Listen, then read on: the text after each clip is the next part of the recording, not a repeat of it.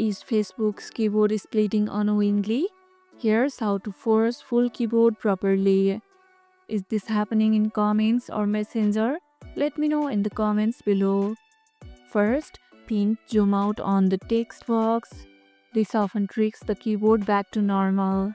To rotate your phone sideways then back, it forces keyboard to reset completely. For Android, go to settings, then tap on system. Here you can see the keyboard option, tap on it and disable split mode. For iPhone, hold the keyboard icon, then choose undock or merge. Still splitting? Uninstall third-party keyboards like Gboard temporarily. Is it working now? If this video helped, hit the like button, share it, subscribe and leave a comment.